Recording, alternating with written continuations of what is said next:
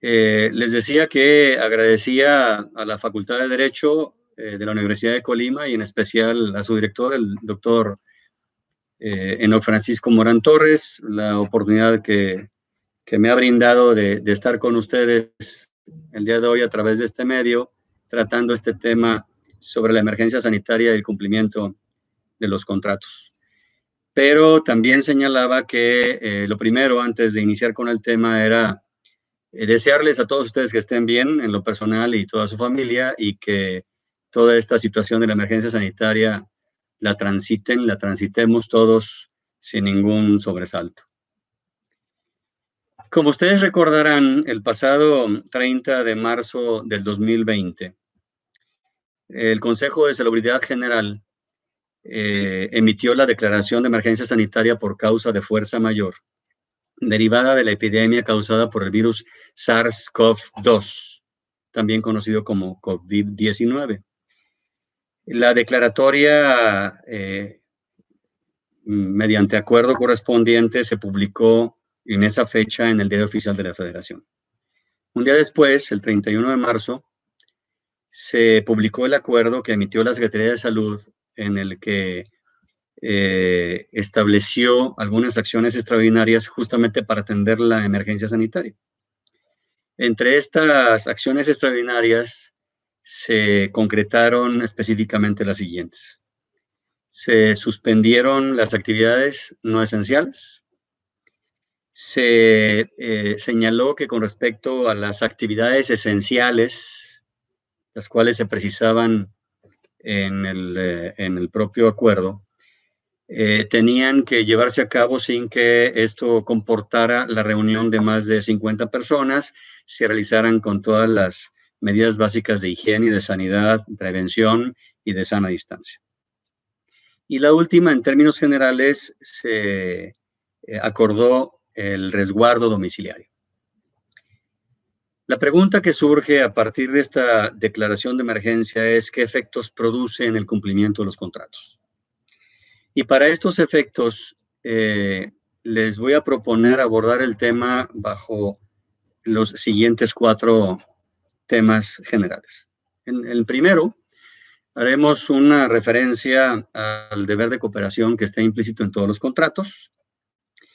En un segundo término, vamos a referirnos a la teoría de la imposibilidad de cumplimiento de los contratos, con especial énfasis en el caso fortuito y la fuerza mayor, y también a la situación de imposibilidad sobrevenida del objeto del contrato. En un tercer momento, haremos mención de la teoría de la imprevisión, que también cobraría aplicación en estos supuestos. Y por último, haremos una reflexión sobre la imposibilidad de alcanzar la finalidad económica del contrato, lo que se conoce como la desaparición de la causa contractual. Bueno, respecto al primer punto, el deber de cooperación.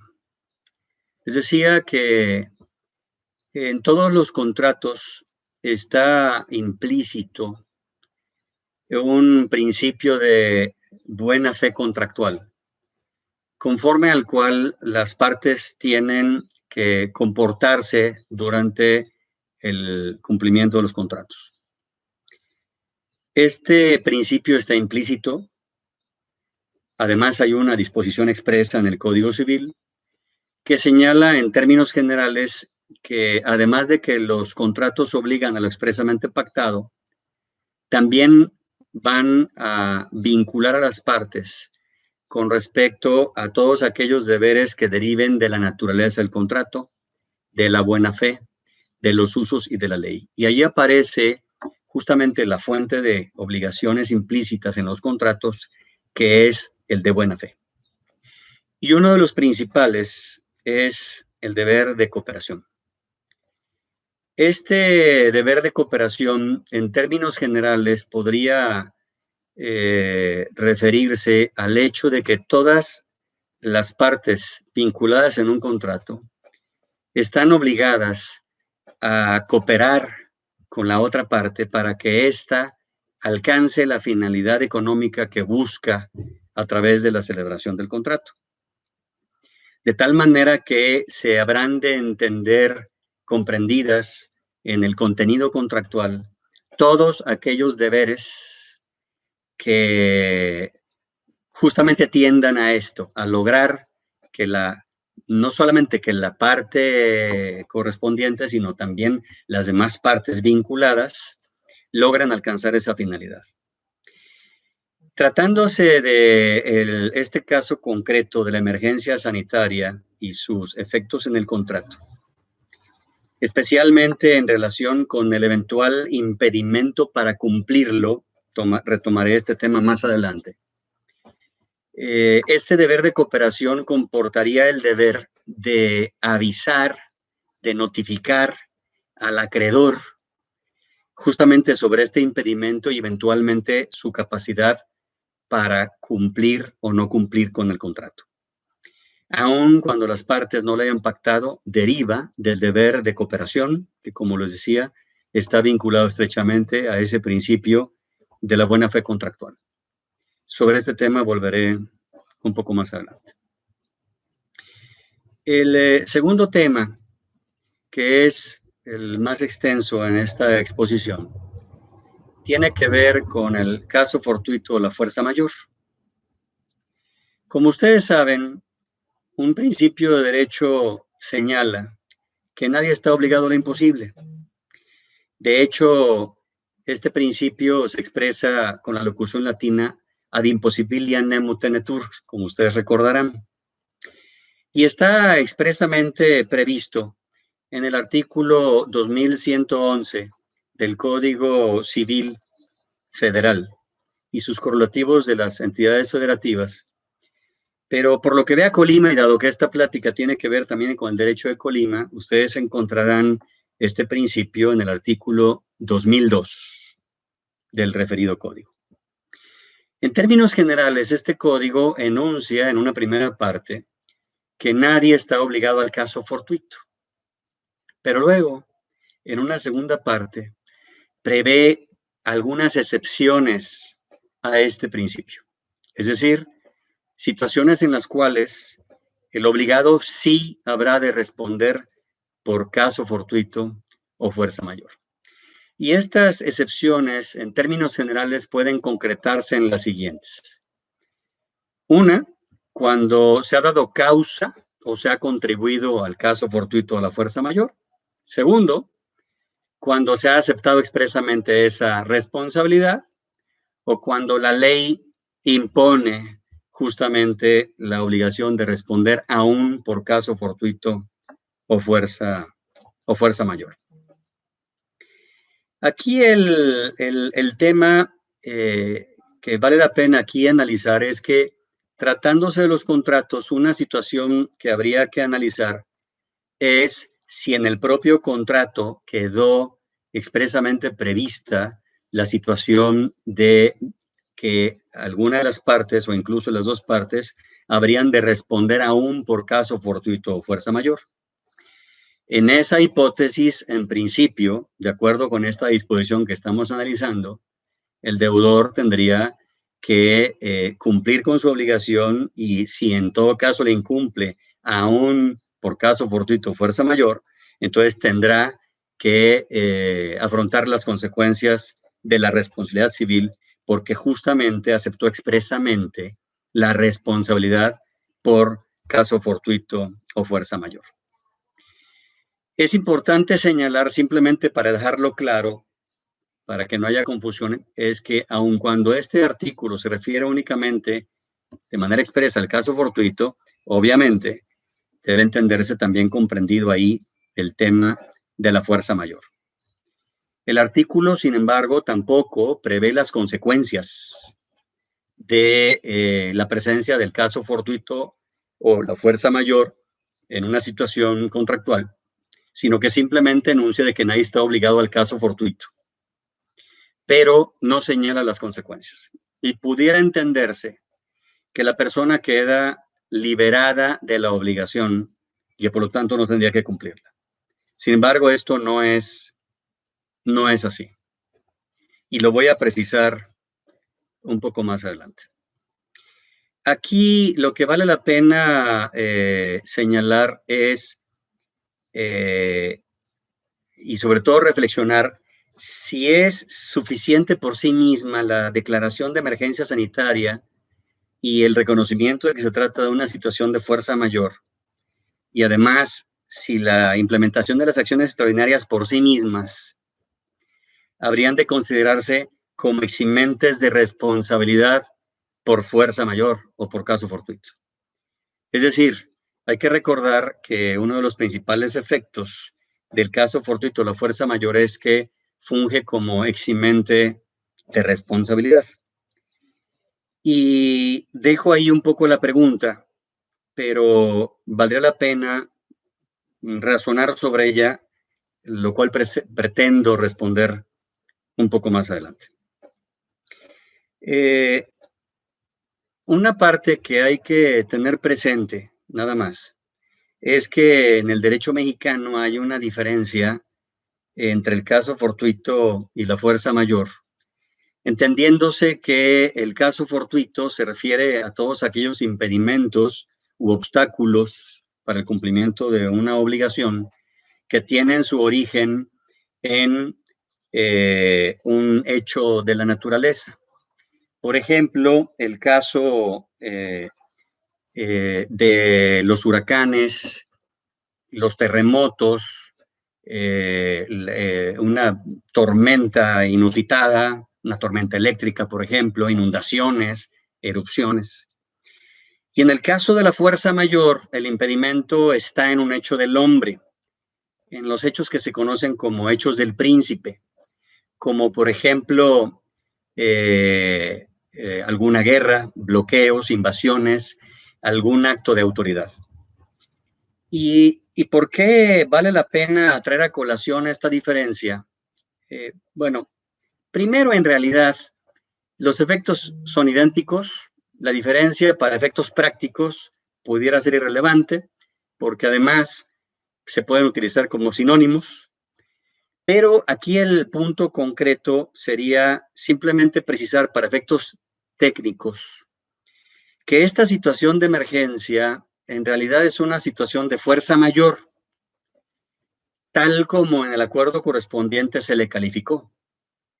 ¿Y por qué de fuerza mayor y no de caso fortuito? Porque justamente lo que podría impedir el cumplimiento de las obligaciones son las determinaciones de autoridad que han circunscrito las actividades a las actividades esenciales y han de alguna manera limitado o básicamente excluido la realización de las denominadas actividades no esenciales.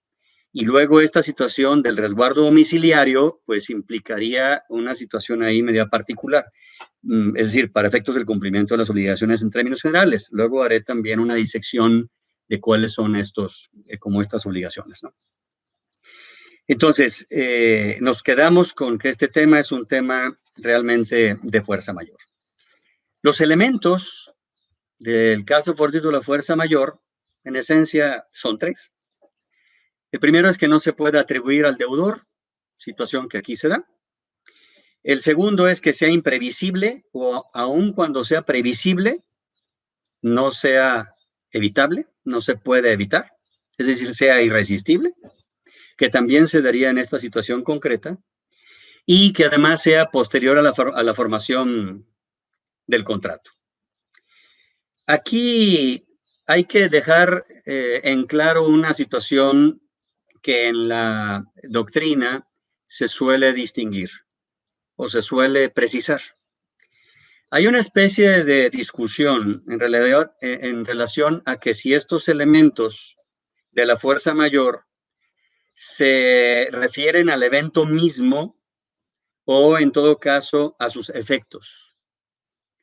Por ejemplo, los efectos del evento comportarían, por ejemplo, el eventual incumplimiento de obligaciones por no tener ingresos. Por ejemplo, en este caso concreto de la emergencia sanitaria, si tomamos un determinado contrato, imagínense ustedes un contrato de construcción, Dada la emergencia sanitaria, por una parte, el constructor pues se verá impedido para continuar la obra eventualmente o por lo menos concluirla en tiempo, y por lo tanto habría una consecuencia en relación con el constructor y el propietario de la obra. Pero ¿qué pasaría? Es decir, ahí no hay duda de que en todo caso el evento, los elementos que tienen que reunirse para el caso de la fuerza mayor se referirían justamente al evento mismo e impactaría en esta parte de la relación. Pero ¿qué pasa con las obligaciones que habría asumido el constructor, por ejemplo, con la persona que le ha estado proveyendo de material o de cierta tecnología, dependiendo del tipo de edificación de que se trate? Es decir, ahí los efectos del caso fortuito o la fuerza mayor se resentirían básicamente con respecto a los efectos de la relación obligatoria misma, del contrato mismo. Y el tema es que sí, efectivamente puede tener trascendencia para los dos aspectos de la propia relación en el ejemplo que estoy mencionando. Ahora bien, ¿qué características tiene la imposibilidad? En este caso concreto de la emergencia sanitaria, tiene como consecuencia una imposibilidad jurídica, porque ha habido una determinación administrativa relacionada con la salubridad general que ha restringido las actividades correspondientes. Y por lo tanto, la imposibilidad deriva de una disposición normativa. También me parece que en términos generales se podría presentar como imposibilidad absoluta. Recuerden que tratándose de la imposibilidad absoluta, es aquella en la que ninguna persona puede realmente cumplir con la obligación. Pero también puede ser la contrapartida de esta característica de la imposibilidad, es decir, la contrapartida de una imposibilidad absoluta es la imposibilidad relativa, que en este caso me parece que en principio difícilmente se podría presentar en esta situación. Pero si así se diera, aquí hay una situación importante, que en todo caso no sería una eximente de responsabilidad, porque la imposibilidad relativa comporta el hecho de que sea solo el deudor el que está imposibilitado, pero podría haber un tercero que sí podría cumplir con la obligación. Y en ese caso puede cumplirla el tercero, desde luego por cuenta del propio obligado principal. Pero bueno, me parece que en este caso concreto difícilmente se presentaría una imposibilidad relativa. Más bien me parece que se generaría una imposibilidad absoluta, aun cuando habrá que analizar el caso concreto. La tercera característica de la imposibilidad es que debe o puede tratarse de una imposibilidad total o parcial.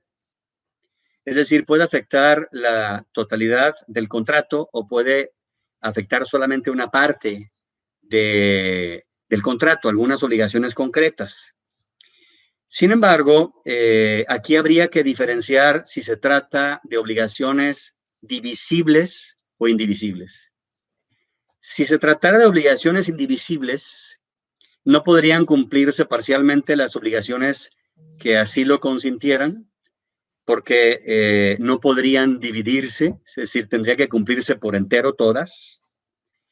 Pero la mayoría de las obligaciones, por ejemplo, el pago de las deudas o la entrega de ciertos productos por virtud de un contrato, o la transmisión del uso de los bienes o incluso la enajenación de bienes, por ejemplo, la mayoría de las obligaciones son obligaciones divisibles. Entonces, en el supuesto de que haya un contrato en el que algunas obligaciones pueden cumplirse y otras hay imposibilidad para cumplir, pues se consentiría aquí el cumplimiento parcial de las obligaciones. Y la última característica que me parece que es la más relevante para efectos de este asunto de la emergencia sanitaria es la que tiene que ver con la imposibilidad definitiva o la imposibilidad temporal. Y aquí retomamos el tema de si el caso fortuito, la fuerza mayor, en este caso la fuerza mayor concretamente, sería motivo para liberar del cumplimiento de la obligación en forma absoluta al deudor. Porque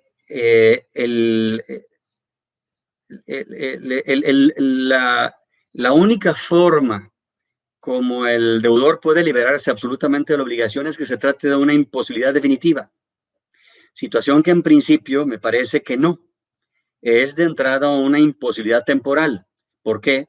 Porque se entiende que la restricción de la realización de ciertas actividades y el resguardo domiciliario, pues obviamente tienen una temporalidad, solamente regirán durante un cierto momento, pero eso implica que solo en el caso de que se tratara, y ahorita voy a tener que explicar esta parte, solo en el caso de que se tratara de un plazo esencial, tratándose de una imposibilidad temporal, entonces el deudor se vería liberado completamente de la obligación. Es decir, estamos en la situación de que se trata de una imposibilidad temporal, únicamente opera durante un tiempo específico. Aquí habría que diferenciar si el plazo al que está sujeto la obligación es un plazo esencial o es un plazo no esencial. Por ejemplo, la mayoría de las obligaciones, el pago de una deuda, el pago de intereses, el pago de la renta, la entrega de un bien en términos generales, pues están sujetos o podrían estar sujetos a plazos no esenciales. En términos generales puede entenderse así. La relevancia de entender que se trata de un plazo no esencial es que puede cumplirse después de la llegada del plazo. Nada le impediría al acreedor poder recibir la prestación fuera del plazo porque aún así sería útil para el acreedor. El acreedor estaría alcanzando la finalidad económica derivada del contrato porque, insisto, la mayoría de los plazos en los contratos son plazos no esenciales. A diferencia de que si se tratara de un plazo esencial, por ejemplo, vamos a poner la realización de un evento específico durante este periodo en el que las acciones extraordinarias tienen que implementarse, pues la llegada del plazo va a comportar el hecho de que este no se pueda realizar. Por ejemplo, piensen ustedes en una boda o piensen en algún evento masivo para adultos mayores o para jóvenes, que el evento, por estas razones, dada la determinación de autoridad, no pueda llevarse a cabo. Eventualmente, la llegada del plazo es un plazo esencial. Una boda, por ejemplo, pues de nada serviría que se proveyera el banquete después de la llegada del plazo de la boda, porque al final del día ya no tendría razón de ser. Y lo mismo ocurriría, por ejemplo, si se tratara, tomando el caso de la boda, de la entrega del vestido de novias. O sea, llegado el plazo de la boda, si la boda se realiza y el vestido de novias no se ha entregado, pues no tiene caso entregarlo después, ya no tendría razón de ser. ¿Sale? Entonces, habría que analizar el caso concreto, el contrato en lo particular, para ver si se trata de un plazo esencial o un plazo no esencial. Pero, concretando esta parte, tratándose de la emergencia sanitaria, se trata de una imposibilidad temporal para cumplir y por lo general en los contratos estamos ante plazos no esenciales. Por lo tanto, en estas situaciones concretas, tratándose de plazos no esenciales, el deudor solo quedará autorizado para suspender el cumplimiento de la obligación momentáneamente durante la emergencia sanitaria y una vez que se levanten las acciones extraordinarias y en todo caso se puedan realizar actividades en todos los sectores. Porque entonces, levantándose la emergencia sanitaria o levantándose las medidas extraordinarias, el deudor tendría que cumplir en ese momento. Esta parte implicará que más adelante hagamos una reflexión también sobre este punto. Bueno, ¿qué efectos tiene el caso fortuito de la fuerza mayor? Bueno, por una parte ya dijimos, si se trata de un plazo esencial, el deudor puede quedar absolutamente liberado de la obligación, pero si se trata de un plazo no esencial, es solamente que ha autorizado suspender el cumplimiento de la obligación durante este tiempo que dura la emergencia sanitaria. Por lo tanto, el incumplimiento que se materialice en este momento, en este periodo derivado de la emergencia sanitaria, eso comportará que el deudor no incurra en responsabilidad civil. Ese sería como el segundo efecto de la presencia de la fuerza mayor en este caso concreto. Obviamente, el incumplimiento de una obligación comporta eventualmente el resarcimiento de daños y perjuicios, lo cual se conoce en esencia como la responsabilidad civil. Pero, ¿qué pasa con las penas convencionales previstas en los contratos? Pues siguen la misma suerte. Fíjense bien este punto. Concretamente, el artículo 1847 del Código Civil Federal, en Colima es el artículo 1738, se refiere de manera expresa al tema del caso fortuito, la fuerza mayor, tratándose de la pena convencional. En términos generales dice lo siguiente, dice, no podrá hacerse efectiva la pena cuando el obligado a ella no haya podido cumplir el contrato por hecho del acreedor, por caso fortuito o por fuerza insuperable. Entonces, la existencia de una pena convencional en el contrato comportaría que, por virtud de esta situación de emergencia sanitaria, al considerarse como un asunto de fuerza mayor, la pena convencional no pueda ser exigible. Obviamente esto va de la mano del asunto de la responsabilidad civil.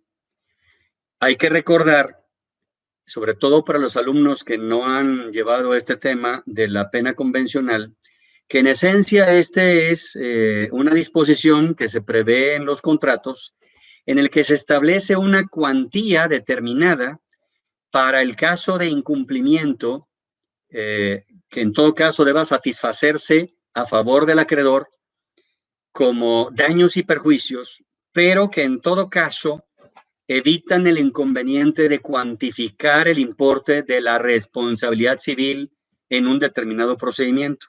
De tal manera que, en principio, lo que hayan pactado las partes como cuantía de la pena convencional es lo que habría que satisfacerse al acreedor. Pero les decía, en este caso, por disposición expresa, no daría lugar al tema de la pena convencional por tratarse justamente de un asunto de fuerza mayor. Ahora, el último efecto tiene que ver, y este es bien interesante, con relación a las obligaciones bilaterales, a los contratos bilaterales o sinalagmáticos. Recuerden que en este caso concreto, cuando se trata de obligaciones bilaterales, estas obligaciones pueden llegarse a cumplir por las dos partes en forma simultánea, es decir, al mismo tiempo en la misma fecha, o puede ser que se haya pactado el cumplimiento sucesivo, es decir, una parte en el contrato tiene que cumplir primero y otra parte en el contrato tiene que cumplir después. Si se trata de una obligación simultánea, no cabe la menor duda de que si una de las partes no puede cumplir, se entendería que en este caso podrían ser las dos partes las que no pueden cumplir debido a la emergencia sanitaria, pues obviamente si una de las partes puede cumplir y la otra sí, la otra quedaría autorizada para no cumplir a la vez su propia prestación. Pero bueno, puede ser que la emergencia sanitaria, como lo señalaba, alcance a las dos partes, es decir, haya un impedimento hacia las dos partes para cumplir con su obligación. Pero ¿qué pasa si una parte debe cumplir primero y de hecho ya cumplió antes de decretarse la emergencia sanitaria y las acciones extraordinarias? Si ya cumplió con su obligación y resulta que la otra parte tenía que cumplir después, en segundo término, y debía cumplir justamente durante este momento de la emergencia sanitaria. Bueno, por una parte quedaría autorizada para dejar de cumplir, pero si incluso llegara a liberarse absolutamente de la obligación, como por ejemplo se tratara de un plazo esencial, como lo expliqué hace un momento, eso no comportaría el hecho de que la parte que ya cumplió exigiera la devolución de lo que ya entregó. No tendría ese alcance. Al final del día, no puede recuperarse, me parece, sería el efecto en principio, recuperarse lo que ya se pagó. Porque la otra parte habría incumplido, en todo caso, derivada de una situación de fuerza mayor. Hay un caso muy concreto previsto en el Código Civil, tanto federal como de Colima. En el Código Civil Federal son los artículos 2664 y 2665 del Código Civil Federal, que se refieren al transporte. Aquí, por ejemplo, dice que si una parte adelantó el cumplimiento, no tiene derecho a recuperar lo adelantado. Y más o menos me parece que sería la tónica correspondiente tratándose de obligaciones bilaterales. Podría, y lo dejo ahí también para dejarlo precisado, de que dado que nadie puede enriquecerse a costa de otro, podría llegar a sostenerse que si alguien cumplió primero y el otro no puede cumplir después, entonces tendría derecho a recuperar lo que entregó, bajo ese principio de que nadie debe enriquecerse a costa de otro. Entonces, habría esas dos posiciones y me parece que habría que analizarlas en el caso concreto. Ahora, decíamos que la eximente de responsabilidad del caso fortuito, la fuerza mayor, carece de efecto si se incurrió en culpa, si se dio causa al impedimento o se contribuyó a este, o cuando se aceptó expresamente esta responsabilidad. En algunos contratos hay una cláusula que se llama la cláusula del efecto material adverso, que llega a contener ciertas disposiciones que no excluyen la responsabilidad, al contrario, se entiende que la asumen. Y ahí pudieron haberse previsto incluso situaciones muy concretas en situaciones de salud o de pandemia, incluso un contrato bien estructurado, alguien pudo haber pensado en una pandemia, o obviamente que pueda comprender el hecho de las medidas adoptadas por el gobierno, ¿no? Entonces, en ese caso concreto, habría aceptado expresamente la responsabilidad y como lo mencioné hace un momento, esa sería una situación muy, muy concreta en el que no surtiría efectos como eximente de responsabilidad. Y también las situaciones en las cuales la ley impone esta responsabilidad, que son muy concretas, no son muy extensas, son muy concretas. Ahora, este tema de la fuerza mayor está tratada en el derecho internacional de los contratos. Déjenme concretar algo. En el derecho internacional de los contratos no se hace distinción entre el caso fortuito y la fuerza mayor. Al contrario, se circunscribe al tema de la fuerza mayor y se ha venido empleando más bien un tema de impedimento en el cumplimiento de la obligación, que sería como el término a lo mejor más apropiado y más comprensivo de una serie de situaciones entre las cuales estaría la fuerza mayor.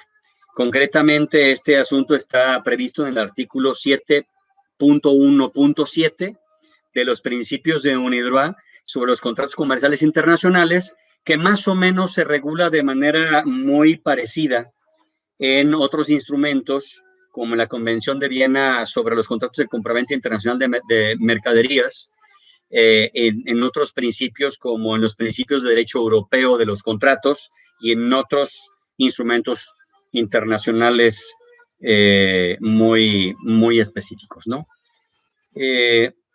Aquí solo vale la pena tener presente lo siguiente. En estos instrumentos internacionales está previsto lo siguiente. Yo mencionaba al inicio de la plática, sobre todo en la primera parte, que derivado del deber de cooperación vinculado al principio de buena fe contractual, tratándose de este asunto de emergencia sanitaria, habría el deber implícito en el contrato de que aquella parte que tenga un impedimento para cumplir con la obligación, dado que debe comportarse de buena fe en el cumplimiento de las obligaciones y de cooperar con la otra parte, tendría el deber de avisar o de notificar justamente al acreedor de su imposibilidad para cumplir y en todo caso de su capacidad para cumplir. Eventualmente, una vez que transite el asunto de la emergencia sanitaria.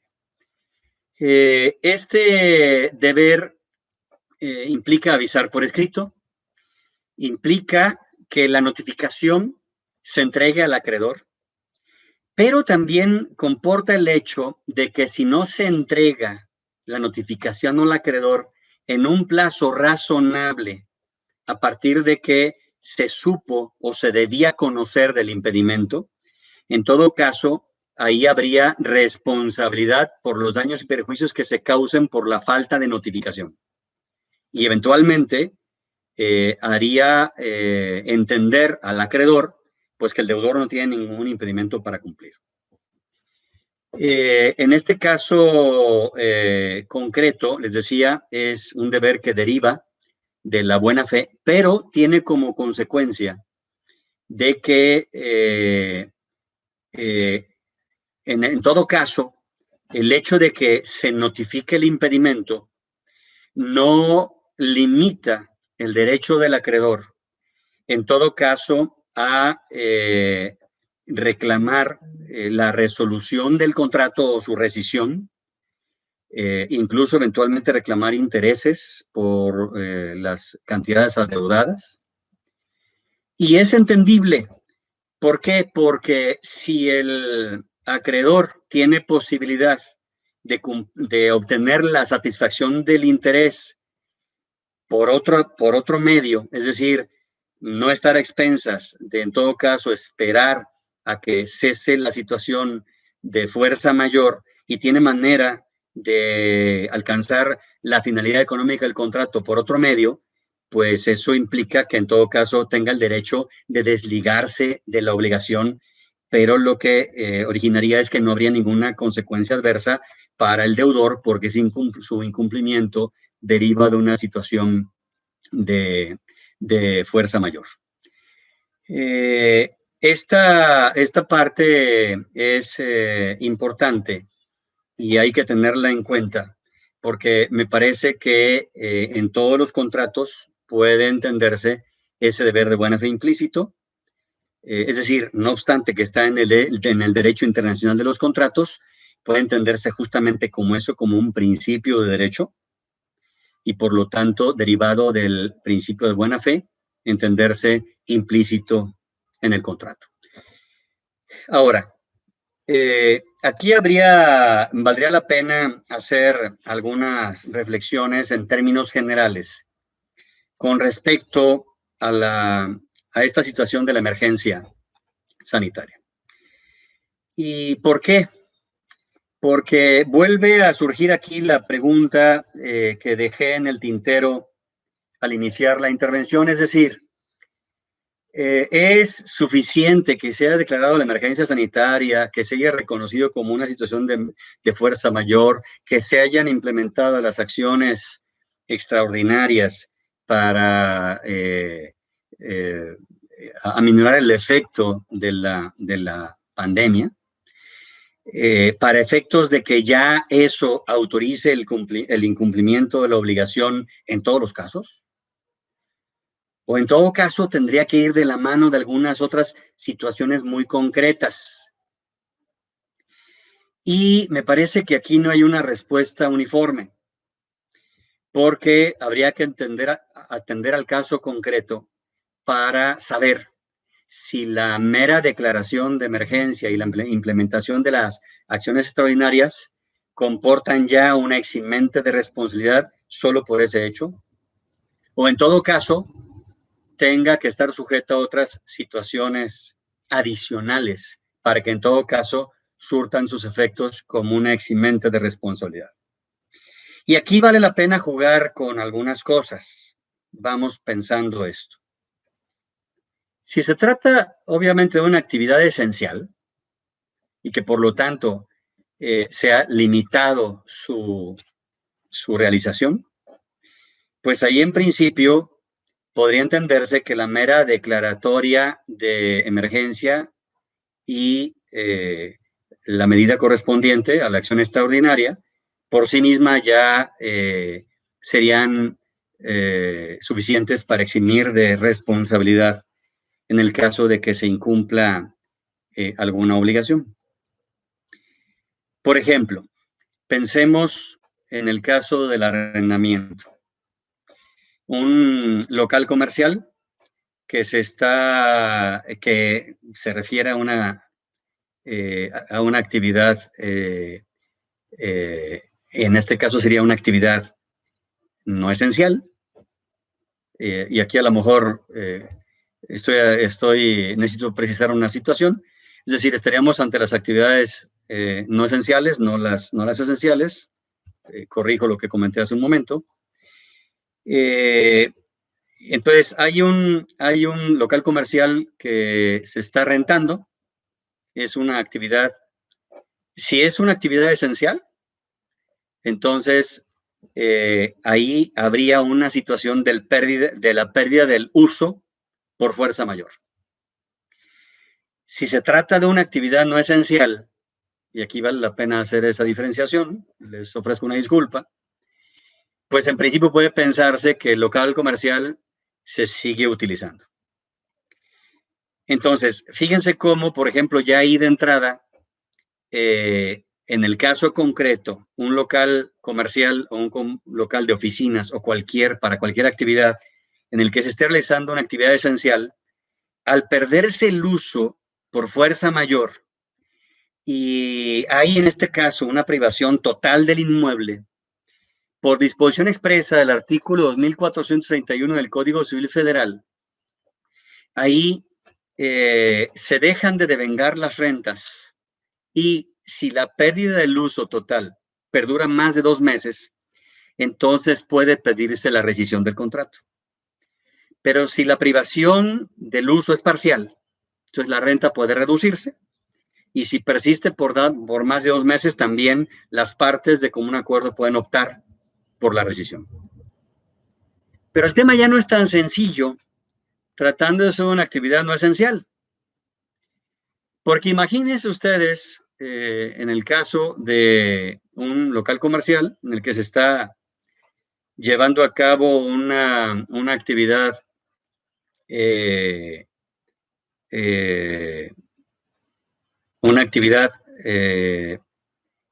no esencial,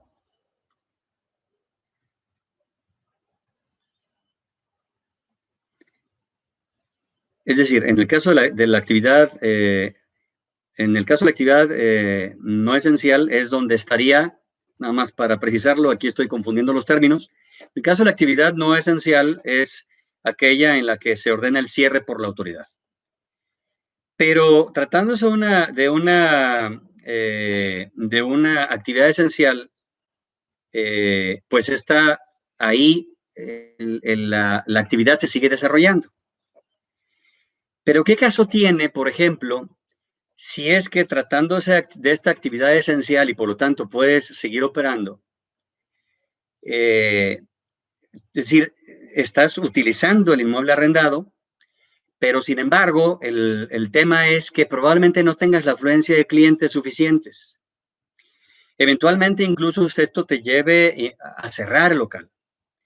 Entonces, aquí es donde entra en juego el tema que les decía de que, en todo caso, no sería suficiente la mera declaratoria de emergencia y la implementación de estas actividades extraordinarias, porque habría en todo caso que vincularla con el hecho de acreditar que no hay la afluencia suficiente, que eventualmente incluso por una situación concreta se decidió cerrar el local comercial porque no tenía caso mantenerlo abierto, dado que no estaba representando una utilidad económica para el propio arrendatario.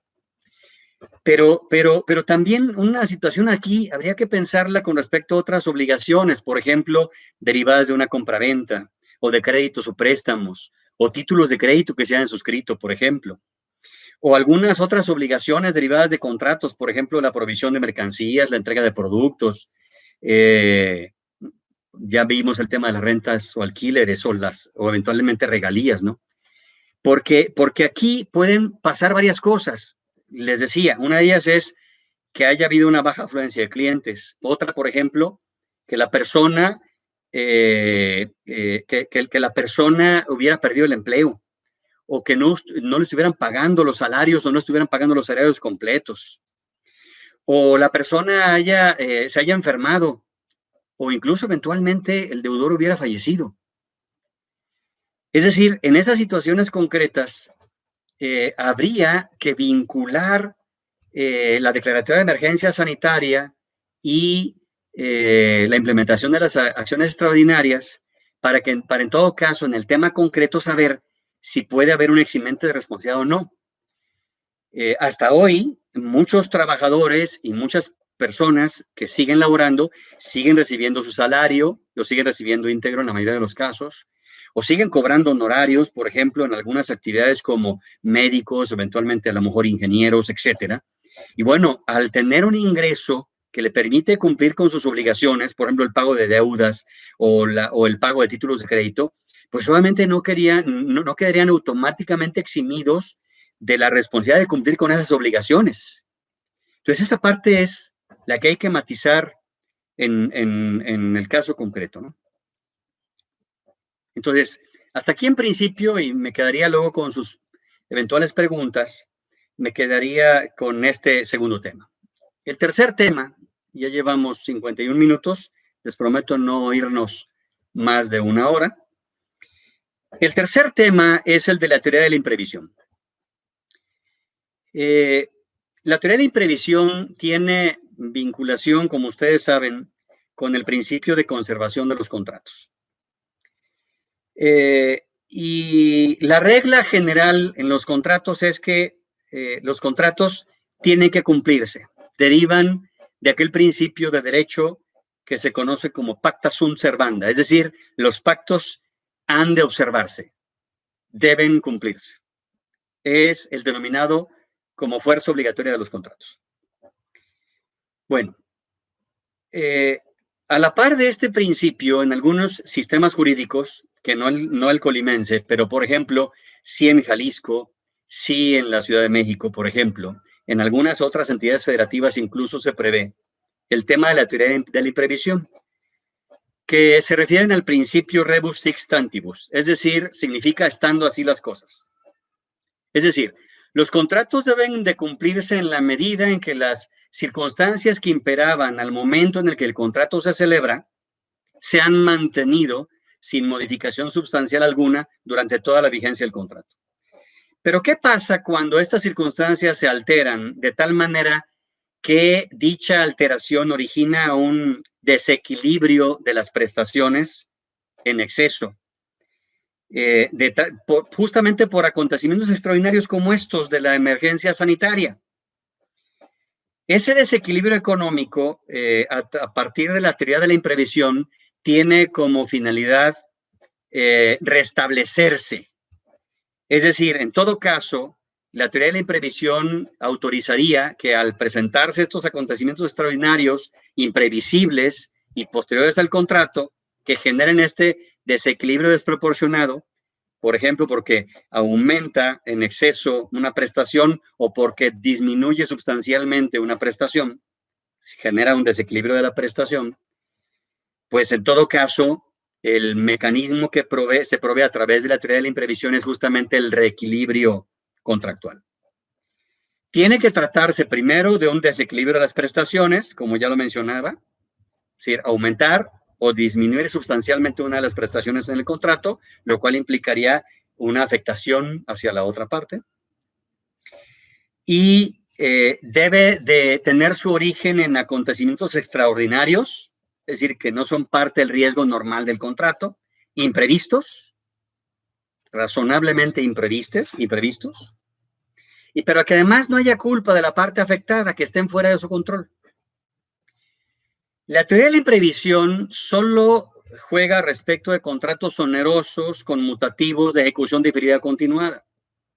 Y las consecuencias, en términos generales, son o el ajuste del contrato, el reequilibrio del contrato, o si este no es posible, en todo caso, la resolución o rescisión del contrato.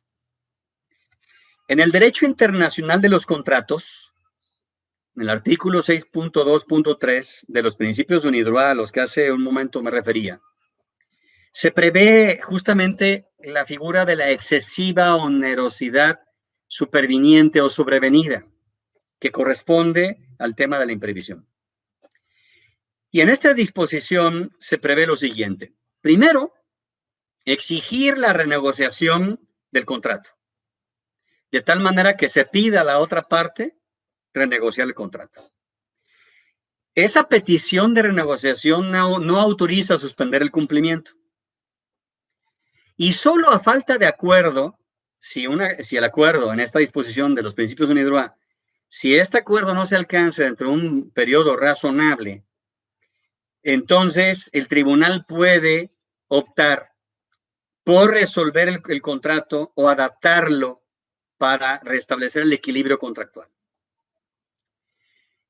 Una disposición parecida se encuentra en el derecho de la Ciudad de México. La teoría de la imprevisión está prevista en el artículo 1736, segundo párrafo, 1796 bis y 1796 ter. Y más o menos se acoge a estos principios de UNIDROIT, más o menos siguen esos lineamientos, solo precisa algunas cosas. Primero, de acuerdo con estas disposiciones, hay que pedir la modificación y lo que precisa es que hay que pedirlo entre los 30 días siguientes a los acontecimientos extraordinarios. Por ejemplo, en este caso concreto, 30 días son muchos. Se tiene que indicar la razón de la modificación, pero la solicitud igual no suspende, no da derecho a suspender el cumplimiento.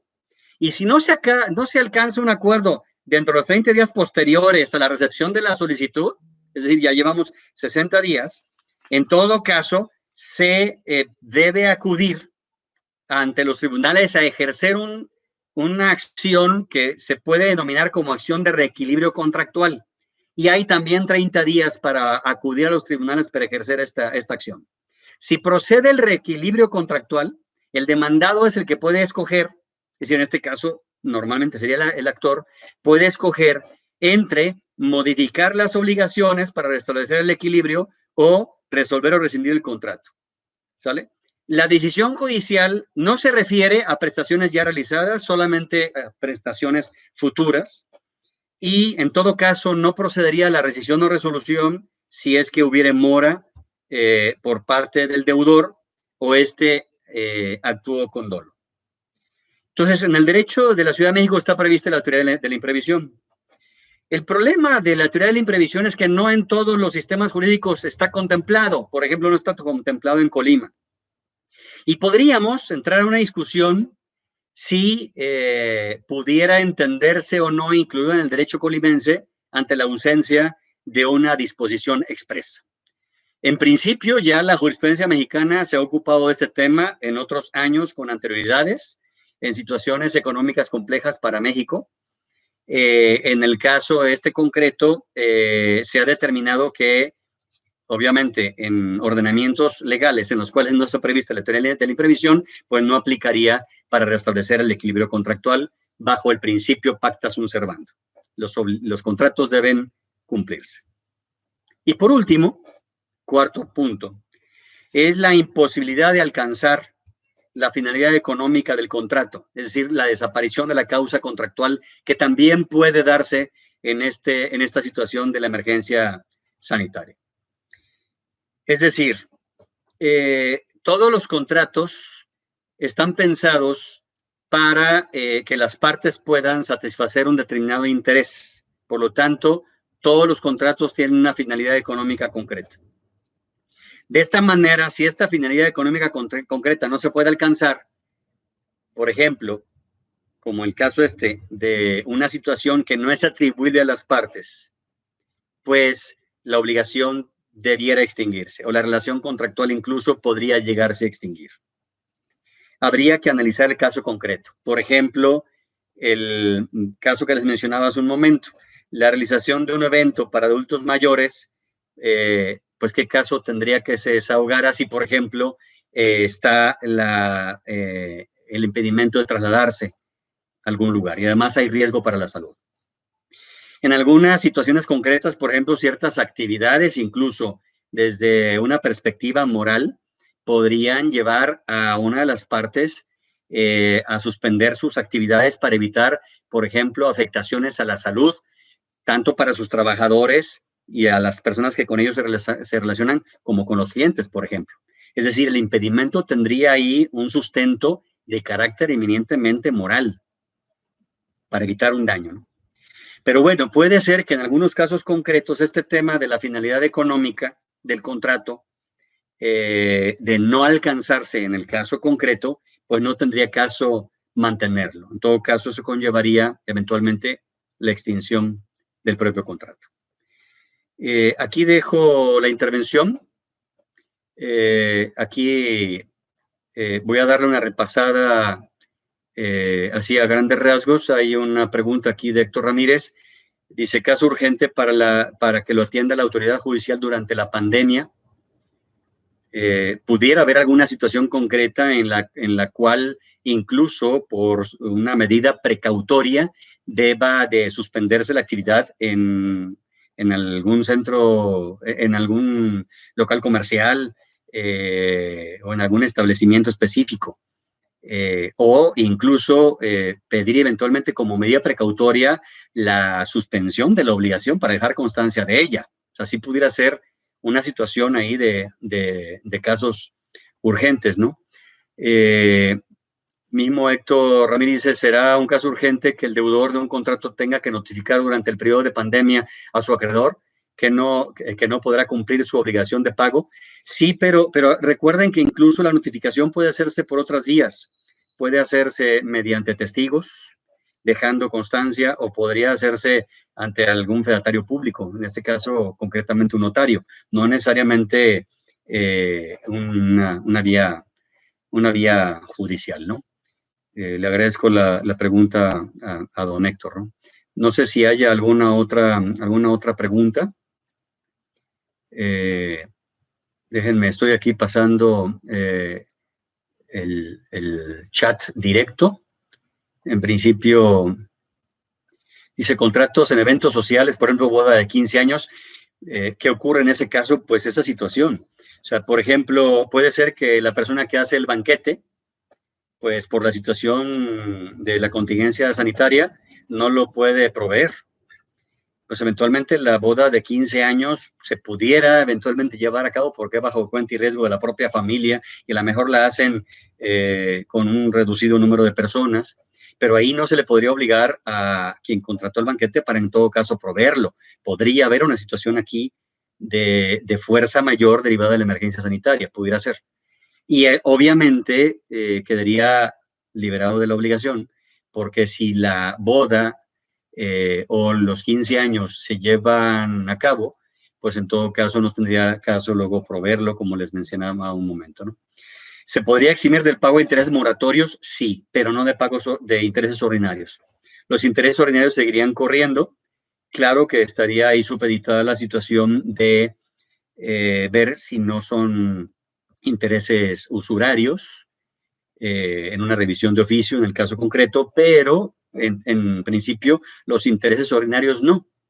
Pero recuerden lo que mencioné, a mí me parece que el pago de las cantidades de dinero, pues habría que argumentar o sostener que dada la emergencia sanitaria, la persona no tenía ingresos suficientes para poder cubrirlos. Es decir, es de esos casos en los cuales la emergencia sanitaria en sí misma no conllevaría a dejar de cumplir con la obligación. Si alguien sigue recibiendo sus ingresos, difícilmente podría no pagar una deuda, ¿no? Y entonces, en ese caso, los intereses moratorios sí seguirían corriendo, ¿no? No veo alguna otra pregunta, así pasándolo rápidamente, voy hasta el final nada más. Dice, saludos, doctor. Entonces, en caso de contratos prima la voluntad de las partes sobre la imprevisión. Fíjense que aquí hay una parte importante, porque pudiera entenderse a partir del tema de los derechos humanos que el hecho de que las partes hayan eximido del cumplimiento de la obligación, perdón, hayan previsto como eximente de responsabilidad en el contrato la fuerza mayor, pudiera ser que tratándose de asuntos de la salud como estos, en ese caso concreto, ese acuerdo de voluntades no surta efectos. Ya ha habido varios casos en los que la Suprema Corte se ha pronunciado, en los que ha confrontado el derecho a la salud contra la autonomía de la voluntad o la autonomía privada, también como principio constitucional, y obviamente ha hecho prevalecer el derecho a la salud. Entonces aquí pudiera entenderse que una cláusula de esta naturaleza pudiera no ser efectiva en el caso concreto.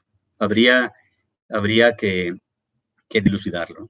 Una cosa que vale la pena mencionar aquí es que todo este asunto de la fuerza mayor y demás consecuencias que vimos, obviamente no aplicarían para los contratos que se celebraran durante este momento de la emergencia sanitaria.